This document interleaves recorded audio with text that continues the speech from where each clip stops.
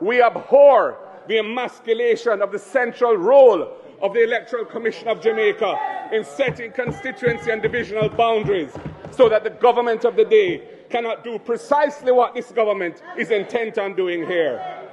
The parish boundary for Portmore will run through East Central St. Catherine and run through South St. Catherine, excluding from the parish of Portmore several communities that are now part of those constituencies. Those communities will be politically marooned, no longer represented by their current elected MPs, but not represented by any other MPs either. So clearly, a major realignment of constituency boundaries will be required. That is the effect of this legislation. And Mr. Speaker, for this sensitive process to be preempted by the JLP government pushing through this bill for political advantage is a backward and retrograde step.